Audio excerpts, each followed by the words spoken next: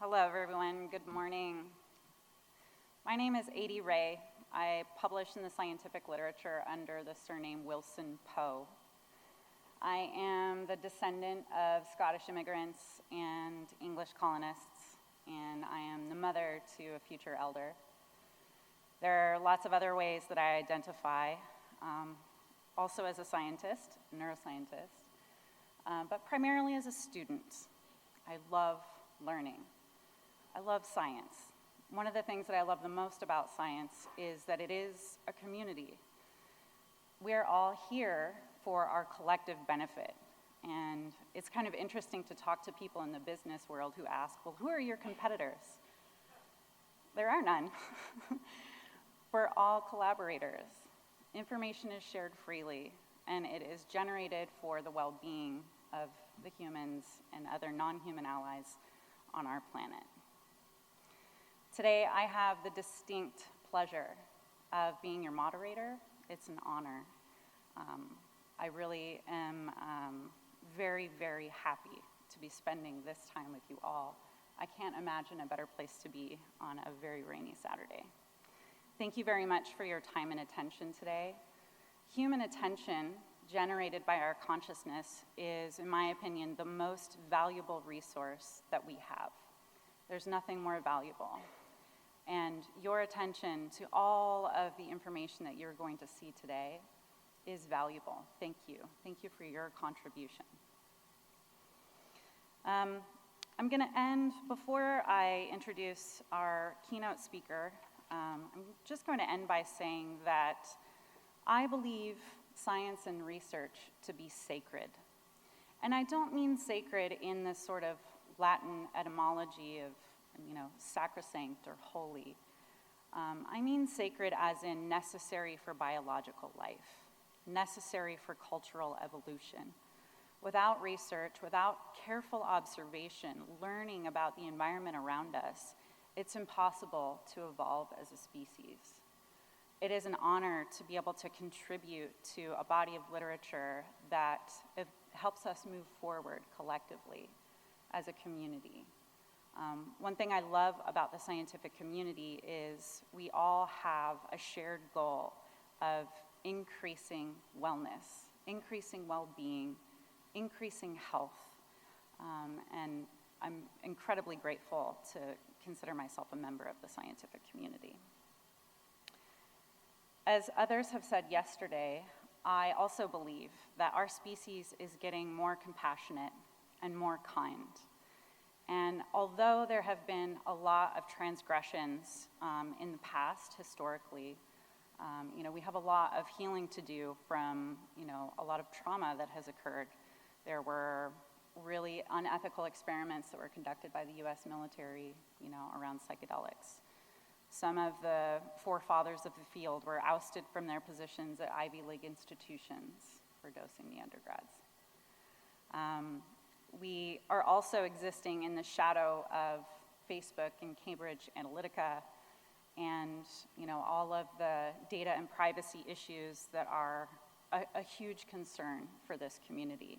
We have to acknowledge that those things are real, and we haven't processed it. We haven't emerged from all of that just yet.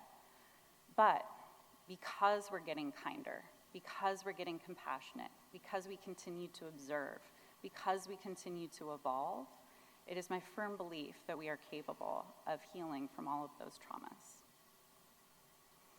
With that, I would like to introduce our keynote speaker today, Dr. Rosalind Watts, who really needs no introduction, a pioneer in this field. I'm very excited to hear what she has to say about her journey and her perspective. Please join me in welcoming her to the stage.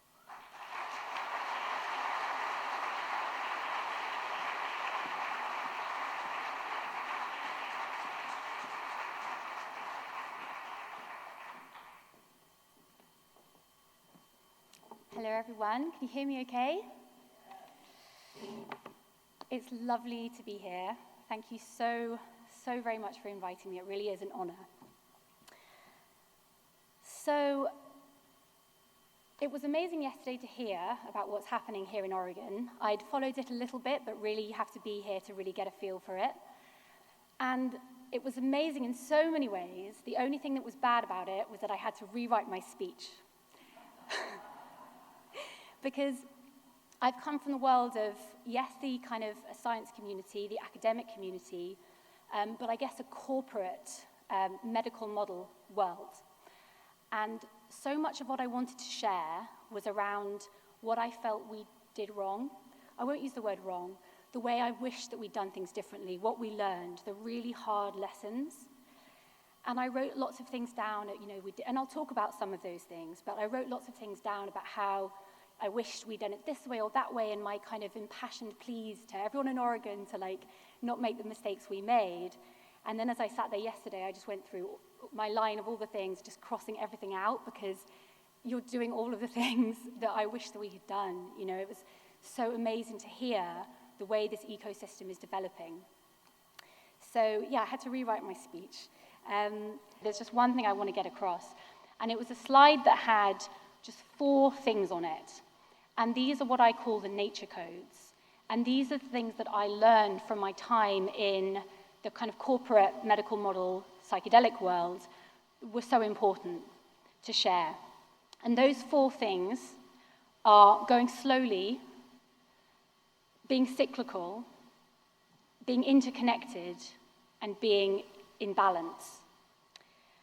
And when I was at a clinical trial, and I was running this clinical trial, I developed the therapy model and recruited the team, and we kind of, had this amazing nearly 2 years of doing this work with people with depression, and it was a wonderful experience, and people got so much out of that medical model, and people's depression got better for a long time, and it was a wonderful thing to be part of.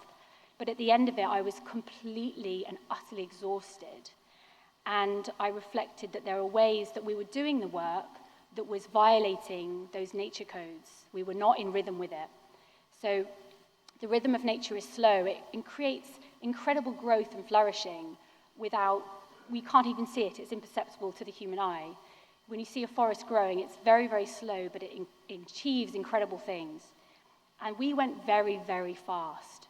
So in a kind of year and a half, we facilitated 120 psilocybin sessions, and sometimes my week would be Monday doing the preparation, Tuesday doing the psilocybin session all day, Wednesday morning integration, 5-minute break, Wednesday afternoon, new person's preparation, Thursday psilocybin all day, Friday integration. So you can imagine the rhythm of that week in, week out.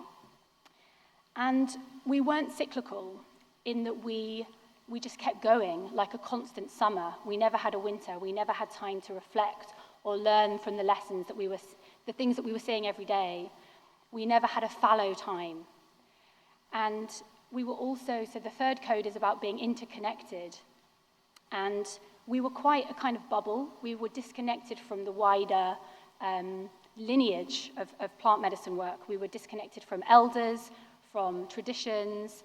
We didn't have much guidance, and I think that's problematic. And also, in balance, we were sponsored by a for-profit psilocybin manufacturing company who were trying to patent the use of hand-holding and the use of music and the use of soft furnishings. So I think, in a way, that kind of says everything I need to say without me having to say any more. You can imagine what that was like. So I suppose one way of thinking about it is it was kind of like the big chain version versus the farmer's market, the kind of organic version. And it was so wonderful to see yesterday that what's happening here is this ecosystem developing around this idea of organic growth and all those nature codes. I'm not sure whether people that are building the service centers would say that they're going slowly. They probably feel they're going extremely fast. But it also feels like there's a long lineage. There's many people here with long-standing histories of doing this work who've been obviously consulted and listened to, and that the whole thing is being shaped around a longer tradition. And that you're being cyclical. Yesterday I heard Angie say that in the summer there was going to be a month of public listening sessions, and I was just so relieved. It was another thing to cross off my list, because we weren't cyclical. We never stopped. We never learned. And the forest needs the wintering time to do the rooting work, to find new anchor points, to find new sources of hydration, and to learn the lessons. So I think that's an amazing thing, having that pause time to learn and share. And then in terms of interconnectedness, I can see so much the presentation yesterday with people that are starting the service centres talking about how passionately they want to stay collaborative and they don't want to start competing with each other. And that was wonderful to hear. It's another thing off the list as well. It's like, yes. And then lastly, the idea of being in balance. You know, whereas we were kind of sponsored by this for-profit company that was trying to patent things, here it seems like, you know, this deep respect for indigenous tribes, deep respect for that wisdom, and also I get the sense that kind of VC is not running the game, that things are not organized in a for-profit kind of way, and I heard people say that yesterday too. So rather than this kind of industrial fertilizer of venture capital, and rather that kind of monocrop that can develop, more of a sense of a diverse ecosystem that's kind of all trying to thrive together and in balance. So amazing. And I want to say as well that I had a lovely conversation, just very briefly, with Eric Swenson, who's been a Facebook friend of mine for many years, and I always love his posts, and I actually got to meet him yesterday. And he said something to me that really was important for me to hear, because he said, and actually Kevin said it earlier too, you know, the medical model is so important because that's what's getting the public opinion on, you know, to understand about the importance of this healing work. So it made me be a little bit more, okay, so I have to remember the importance of the medical model too. And that it takes so many millions to get these medicines approved, treatments approved, that maybe it just has to be that way. There has to be this kind of big corporate system around it. And, you know, many times I've struggled with it and people said, you know, it needs to be this way. So I'm also very grateful to that system for the incredible treatments that I've seen change the lives of many people that needed psychiatrist presence and therapist presence and needed to do it in a kind of hospital setting. And they would say that it's been a real, you know, very, very important for them to have that. So I don't want to kind of, you know, dismiss the importance of it, but I also want to stand up for the fact that we were sometimes, you know, we were not always in line with these nature codes, So, yeah, I guess the kind of the contrast really is just around when things are done for kind of money, power, speed, data versus care and heart, and those two things are often in opposition with each other. And I think we have the kind of, I think Clarissa Pinkola Estes calls it the overculture, the system that we're in, you know, kind of late-stage capitalism, disconnectedness in our communities, living with this kind of dominant system where the organizing principle is profit, and that's the kind of the overculture, the system, and the way the mushrooms kind of seem to want us to do it, which is about connectedness, interconnectedness, and it's also about care. And I think that's because the way psychedelics work, they're so intense. They make people feel so vulnerable and so raw so often. And I think in a way that's their beauty. The thing that I'm most excited about psychedelics, and psilocybin mushrooms in particular, is not that I think they're going to reset everybody's brain and make the world instantaneously, naturally better. My greatest hope with them is that because they are so intense and because they make people that take them so vulnerable and sensitive, they require a level of care, a level of caringness that has been extracted from our communities and from our healthcare systems. They require it, they need it, they bring it with them. Their organizing principle has to be around care because otherwise it's not ethical to give them to people. So I've been very heartened to see how much that care is important here and that there is more freedom here to do it in a more kind of, organic, diverse, heart-centered way.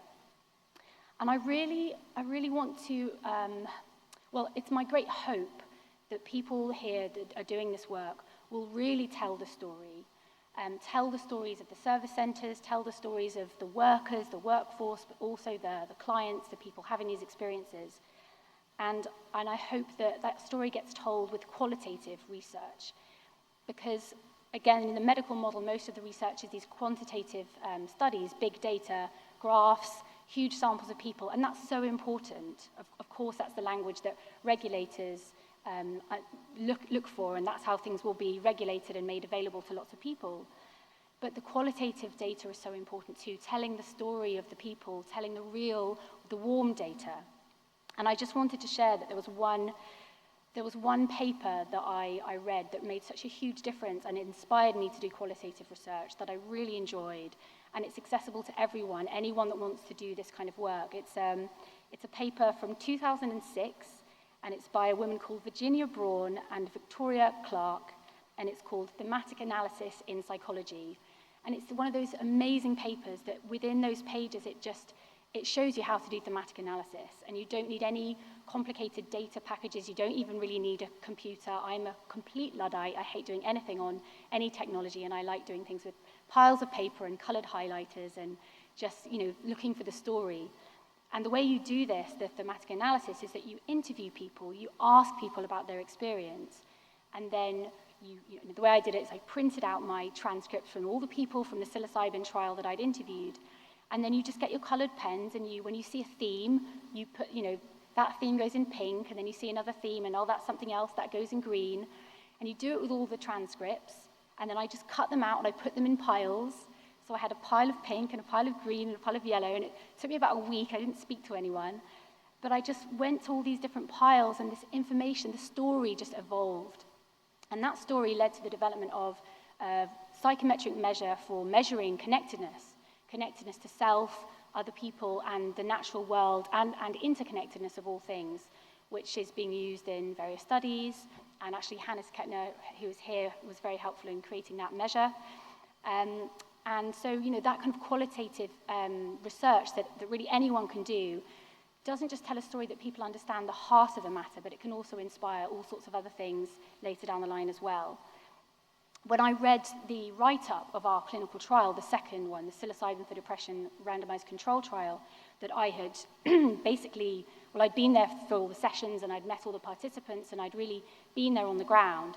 When I read the quantitative write-up that was published in the New England Journal of Medicine, I didn't recognize it. It felt like it was a completely different study, because nothing about the care or the way we approach the participants with a kind of reverence and respect and a kind of sacredness, and the details of how we did the work, none of that was there.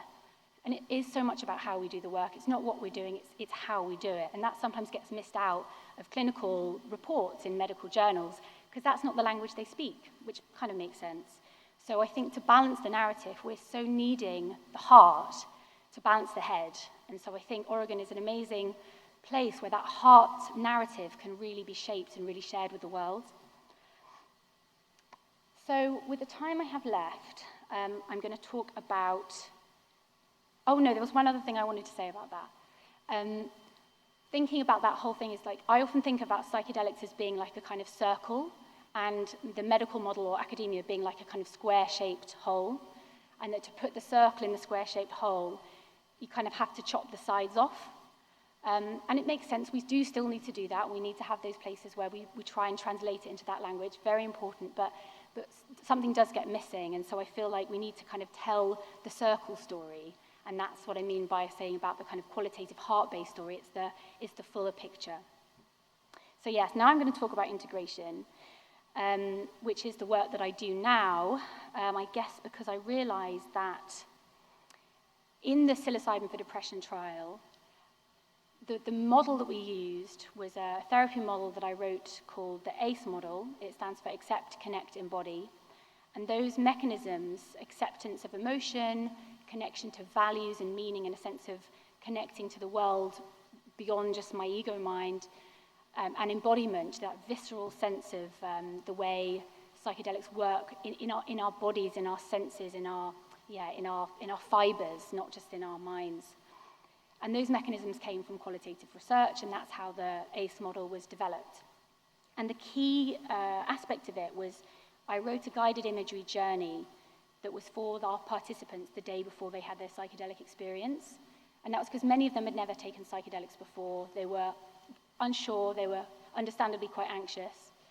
And I wanted to provide them some way of practicing what the psychedelic experience would be like, to help them surrender more on the day, to help kind of work with that sense of the resistance that we know can really, surrendering and letting go and trusting is such an important part of it. So the idea of this guided imagery journey was to help people trust the process and trust their guides and trust themselves. So it was called the Pearl Dive, and I asked people to imagine that they're on a beach, and then a boat comes, and then they climb aboard the boat, and the boat takes them out to the middle of the ocean, and then they are kind of told that tomorrow when you take the capsules, the psilocybin capsules, you're going to be choosing to dive down beneath the surface of those waves, the waves of the everyday, and you're going to choose to dive down into your body, and you're going to choose to dive down deep into that ocean, those deep, deep places inside yourself, and see what there is to learn there. So they would imagine they were on the boat, and then they were asked to climb down the ladder on the boat into the waves, and the waves are quite choppy, and it's a little bit perturbing, and they're going to take those capsules the next day, and it's going to be like choosing to dive down beneath those waves to the unknown. And the Pearl Dive was really based around the 6 processes of psychological flexibility from acceptance and commitment therapy, but translated into a kind of more poetic, visceral way of learning about them. And the first thing is about diving down beneath the surface of those waves being like the kind of the ego mind, rumination, being stuck in our heads. I think all of us a lot of the time are there, swimming against those waves, treading water, just trying to keep going, and choosing to dive down into the body. So then they dived down to the bottom of the sea, and they were guided towards, rather than going towards all the beautiful fishes and the pretty places, we said, go down to the murky waters, go to the places that you maybe don't want to go towards them, not away from them. And if you see any spiky oyster shells that look a bit off-putting, go towards them and open them up. Because when you open up that spiky shell, and you open it up and you look at what's inside, and there's kind of slimy oyster that you don't really want to look at, if you stay with those feelings, then you find the pearl. And the pearl is what we learn from our most painful places, the places we don't want to go to, our deepest wisdom. The pain is the teacher, and when people say that, it's like, yeah, great. Yeah, the pain is a teacher. It's easy to say, and then when you're actually in that pain, it's hard to trust that. But when you really do stay with it, when you're supported to, when you have a hand to hold, and you're supported to stay with that pain, and you really, really learn the lesson of what it's teaching you, it is life-changing. It can be life-changing. So we said, if you stay with that oyster and then you find the pearl, then swim up to the surface of the sea with that pearl, and that's where the connection begins, the connection to the lesson, the meaning. And so often that lesson was around interconnectedness, connection to other people, connection to purpose, values, and commitment to live life in a different way. So those pearls were the insights. And the challenge in our trial was that people did these pearl dives, and actually whether or not they had high-dose psilocybin or low-dose psilocybin placebo, they got a lot out of the pearl dives without even any psychedelics, and people had insights and breakthroughs, and there were a lot of tears, and it was very powerful to witness that actually because we had a music playlist as well, that music and support can help people go to these places without psychedelics. But then people would do their psilocybin experience, high or low dose, and they would come away with these amazing pearls, but then they would go back to their life in kind of disconnected modern society. For most people, it's quite disconnected. Our communities have kind of been fragmented, and they would feel like it was kind of going from this beautiful mystical sea back to the concrete, the homogeneous concrete of modernity. And that's a system where we have had profit as an organizing principle for so long that the care has been taken away. And so, what do you do with these pearls? I used to say to people, like, when you have this pearl, when you find a pearl, you're going to imagine it turns into a seed.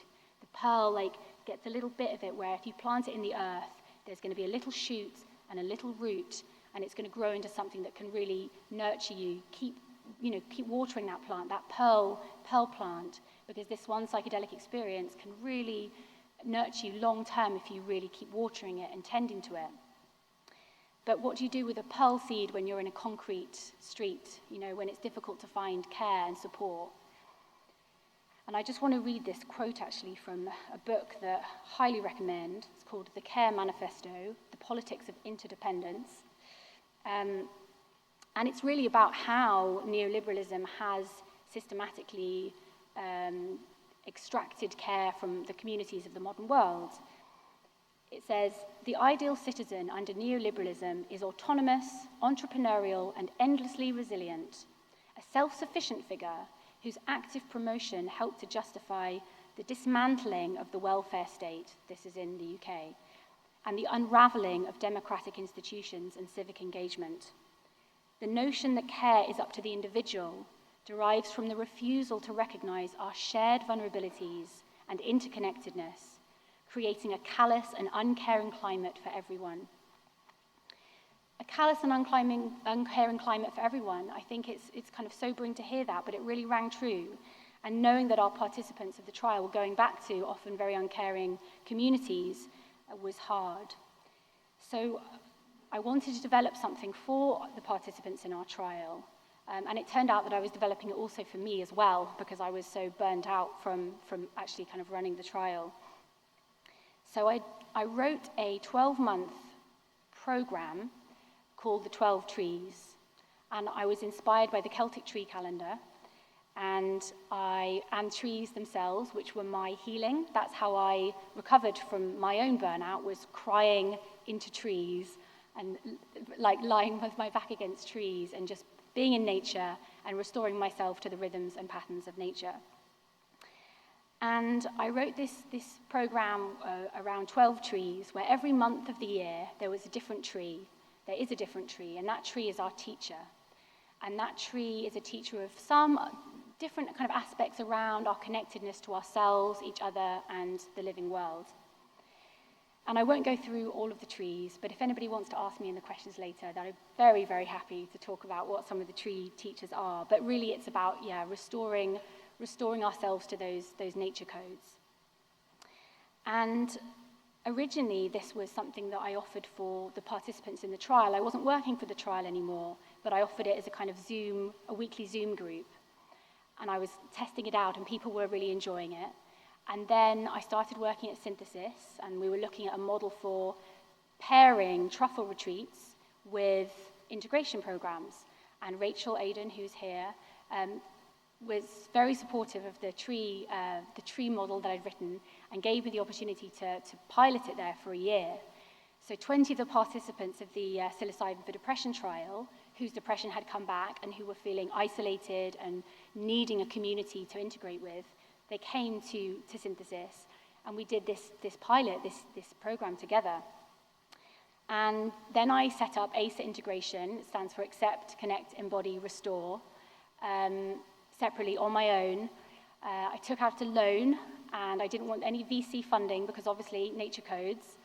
So no VC funding, but it's very difficult to do and at times very scary, not taking a salary for a year, really living a kind of quite precarious existence in many ways, but really, really, really believing in the importance of the roots of this work and believing that many, many more people, as psychedelics become more widely used, are going to need these kind of communities.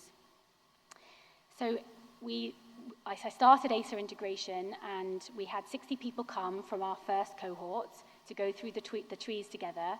And the main structure around the community is that every month we meet together to do a tree journey. And so I mentioned that we have these 12 different trees, each one is a kind of teacher. And the tree journeys are these guided imagery journeys where it's half an hour of beautifully made bespoke music from Finn Petcher, who's an amazing musician and who worked with me to create these. And we know the power of music and psychedelics and in integration. It's hugely powerful. And in these tree journeys, we merge with a tree. And we sit down next to a tree. We imagine it. We find the tree. We're walking on a landscape, and we find the tree. And we sit down with our back against the tree, and we merge with it. We send the roots down. We feel our trunk merge with the trunk of the tree, and we breathe as that tree. And it's kind of difficult to get your head around without actually doing one, but they're often very moving, and we've all really loved these tree journeys. I loved creating them, and we all love, and I still love listening to them. And then we have sharing circles. So we do the tree journey, we really engage with the lesson of that particular tree, and then we have a sharing circle. And then we have lots of different ways over the course of the month that we have breath work and Q&As and different kind of integration circles, and lots of guest speakers to come and talk through different aspects of psychedelic integration and just life as a human being in 2023. And then at the end of the month, we have another sharing circle to reflect on how the lesson of that month's tree has percolated into our life, how it's changed us. And people are put in these small groups, we call them orchards, so that you're with kind of 10 people and you're with them for the whole process of the whole year. And we've had, So the first group of 60 started a year ago. They just kind of graduated this month. And then we had another 60 join halfway through the year, and another 60, so 180 people now have joined. And we're growing very slowly and organically. But it's been a wonderful thing to be part of, and I found it incredibly healing for myself just to be part of a group of people who are willing to show our authentic selves and our vulnerabilities, and there's a lot of tears in the sharing circles, there's a lot of warmth and genuine care, and because it's long, it's a whole year long, and actually we found that lots of people have stayed to do it for a second year as well. It's, you root in together, your roots connect up and you become a strong network, and it's been wonderful to see the friendships that have developed as well. And we now have a kind of model where the first year is about integration. And so that's all about, okay, what can I learn from the trees? What can I take from the community? How can I furnish myself with these amazing, the resilience of nature, the nature codes? How can I become more slow? How can I become more interconnected? How can I be more cyclical and allow myself times of wintering where I can just rest so that I'm ready for the spring? How can we become more in balance with each other? And so that's the kind of the first year. That's integration, bringing all that goodness in. And then the second year is about outegration. And that's how we can give and share these gifts with other people. So we know that really, I think the biggest medicine is the care. The care is what makes psychedelic therapy so effective. And we know that being able to give to another person is the most powerful therapy for ourselves. And therapists kind of know that we're kind of cheating in a way, because when you've had a really bad day and things are going kind of, stressful in your own life, being able to be empathic and support somebody else and know that you've made a difference to their day makes you feel so much better. And it's one of those things that so many people right now want to be part of giving and supporting other people. We know that the old system, the concrete, is no longer working and is driving our species to extinction. We know that we need to come back to the nature codes. We know that we need the soil, the fertile earth. We know that we need to plant the seeds. But it's very hard to know how to do that. And so many people want to train to be therapists, but there aren't enough courses and it costs a lot of money. So I think that there's something around really training these community networks to really be the caring infrastructure that psychedelics need. And not just psychedelics need, we all need. All of us need. So really what ACER is trying to do is kind of, it's the outegration part of it is that when people have been through the 12 trees, then in their second year, we give people some of these tree journeys and say, go to your community, your local community, and share these tools for free. Don't ask for any money, we give them for free. Share them with your friends and your friends' friends and see if these meditations can help spark discussions, have a sharing circle afterwards. And we have other tools as well that we want to share. And it's really this idea of how can we have a kind of global hub where we support each other and we have training and we have lots of people from all different aspects of psychedelics and other types of therapy. How can we be this kind of hub with these mycelial networks that go into our local communities so that we can share some of the tools that are helping us? And it's been wonderful to see who's come to this community. So many wonderful, wonderful people. So many people that I really want to thank, actually, but I'm just going to focus on two of them. So I was incredibly lucky to be business coached by a woman who really, really helped me believe that I could do this on my own without taking money from venture capital funds, and that I could do it, with this kind of sense of community power, going slowly, going organically. So she's Tamara Hall. I'm hugely grateful, and I really hope that more people will start these kind of slow-growing integration communities. I don't want ACER to be the only one. We need a whole ecosystem. Not everyone likes trees.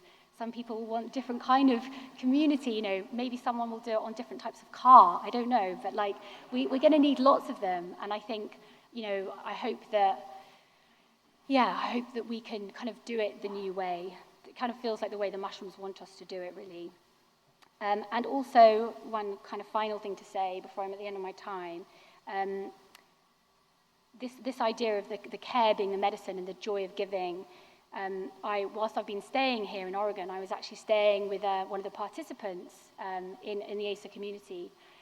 And she looked after me so beautifully, and she cared for me in such an incredible way. I mean, to the most minute detail of like absolute just beauty of that kind of nurturing and care that I think is rare in our world, but it's such a joy to receive it.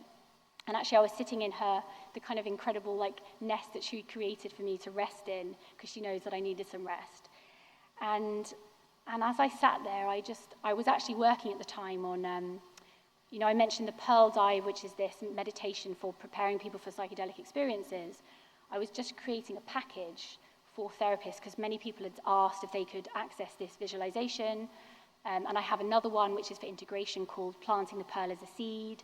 And I had the scripts and the music and the manual for going with them. It was a kind of psychedelic therapy package, really. And I was just in the process of about to put it up on our website and thinking about how much to charge people. I'd asked a few people about how much do you charge of these kind of things. And then because this lady had given me such incredible care, I just sat there and I thought, I'm just going to give them away for free. And so they are my gift. Because of the gift from her, this is a gift that I'm passing on to anyone here. So if anybody wants to use these visualizations, I wrote them with an amazing musician, and they're like my biggest offering I can give. Like we put so much love and care into them, and people do really love them. And you can find them on my website. It's called the Pearl Protocol. Use them, enjoy them. I hope the people you work with or yourselves will really like them.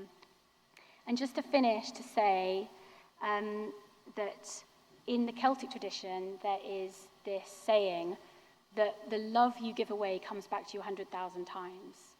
And I think that's, any of us that have had the gift of psychedelics, whether that's ourselves or observing with our friends and loved ones how much they can help people, I think if we can all give of what we can really create these kind of islands of a commons where we really do share. We give what we can, we volunteer our time, and we really, really genuinely share rather than competing. We're so conditioned to compete.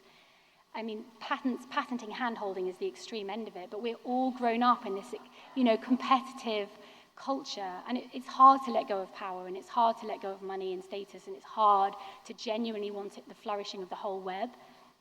But I think that we can do it. We can do it with the nature codes, and if we can be these islands where we live by the nature codes, then there's a saying from Belgian chemist Ilya Prigogine: islands of coherence in a sea of chaos can shift the entire order to a higher system. No, can shift the entire system to a higher order. And so that's what I hope we can do. I hope we can start this new model of care that can exist alongside the other models that we need to have, but that we can do it in a slower, more regenerative way.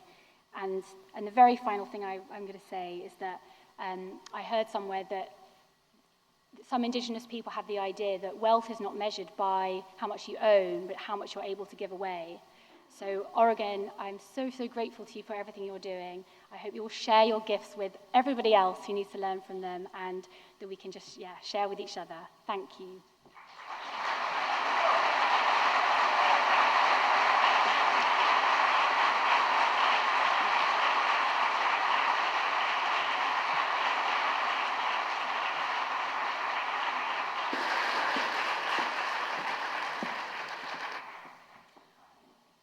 Wow. I mean, what an honor to be here in this room and to be able to receive this message. Thank you so much, Dr. Watts. Yeah. So we do have a bit of audience Q&A. And one of the things that our audience members are interested in is what has surprised you? Are there any client stories that have surprised you or unexpected findings that have popped up? Well, I would say everything is surprising. The one thing that I came to in the work in the clinical trials was kind of expect the unexpected, and that every single person's story and their experience was so completely unique and different from each other. So yeah, so many things that were surprising. I guess one thing really was that, I'm a clinical psychologist. In my training, there was no training around the sacred, the mystery, anything spiritual. And so I felt very, very unprepared for the great mystery that, was unfurling in that treatment room. Most sessions. So, yeah, there's a lot of learning there.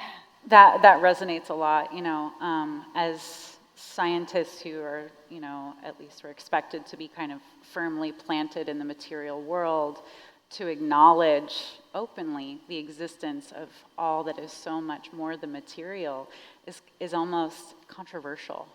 Like the people who write your paychecks, often would not be excited to hear you spending your time developing and engaging and even studying those things. So that's a real challenge to overcome. Yeah, and I guess the connectedness as a model for talking about that helped, because in this connectedness tool, the final items are around, it starts off with kind of connecting to emotions, connecting to other people, connecting to nature, and then at the end it's connecting to a spiritual principle. So I think that was the language that we developed, how we could talk about connectedness rather than spirituality.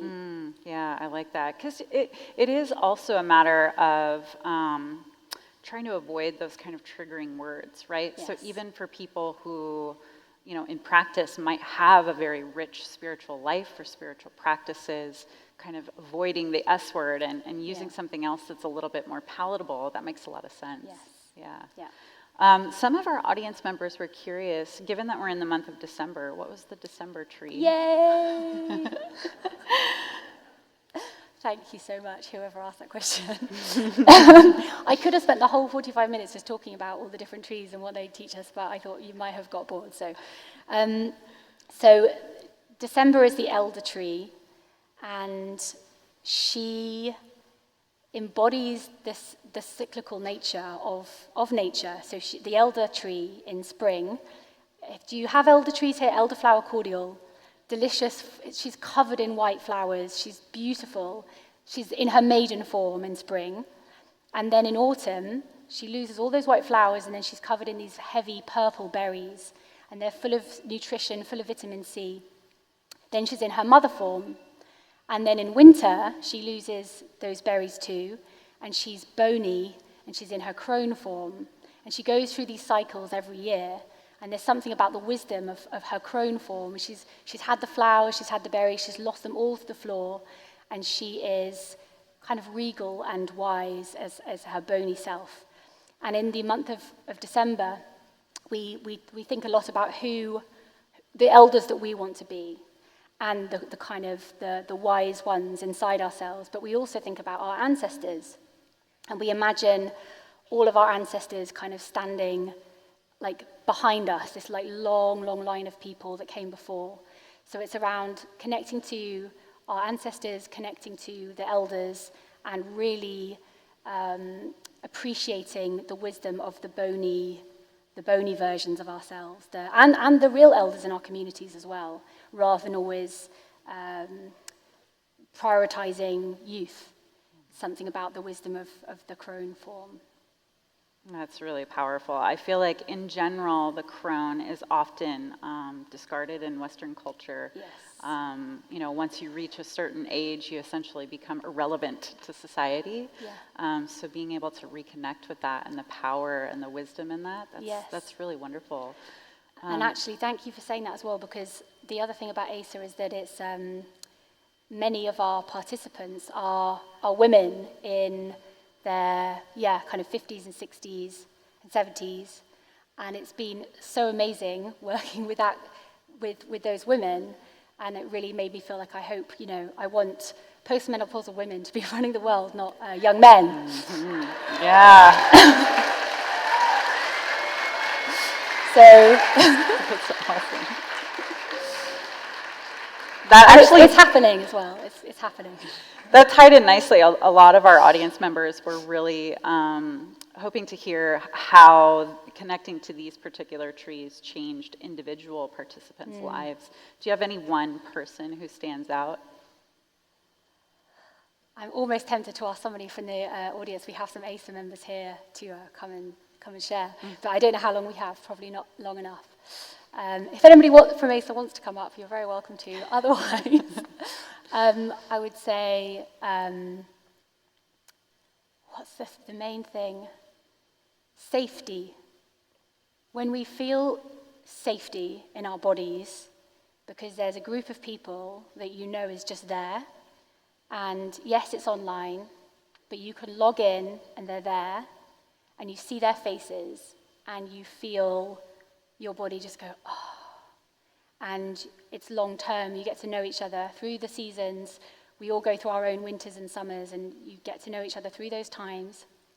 And you bond more deeply because you're doing these guided imagery journeys and breath work and the sharing circles. They're so powerful that I think it's that sense of finally finding, like, it's the kind of the fireside that we all so desperately need.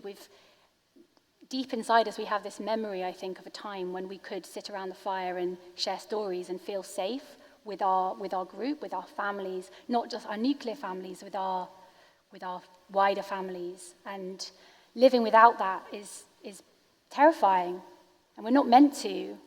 So I think it's safety in finding that again. And it's obviously not the same as the real fire, but, everyone has different, we have busy lives. So I guess it's as close as we can get to that sense of fireside safety and sharing. Thank you. Our audience is also very curious, and by the way, thank you for so generously sharing your tools with the world. I feel like this is... Pleasure, really. This is, it is a vital part of decolonizing our own minds to think of, like, this is mine.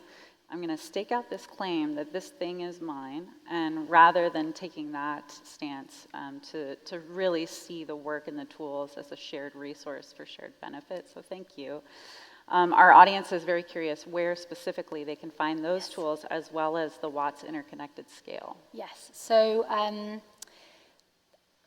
the website is drrosalindwatts.com. And if you go to the top, there's a drop-down menu with different things, and it will say Pearl Protocol. And if you click on there, then it has the manual, the diagrams, and the 2 audio journeys on there.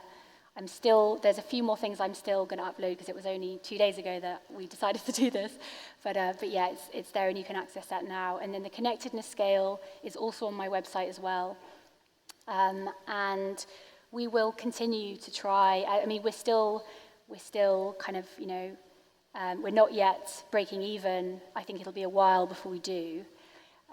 So we have to kind of, we're going slowly, but as we grow and become more sustainable, we will keep sharing the tools. As we make new ones, we hope that more of the tree journeys and the other things will all go there as well. Wonderful. Please join me in thanking Dr. Rosalind Watts. Thank you, everyone. Thank you.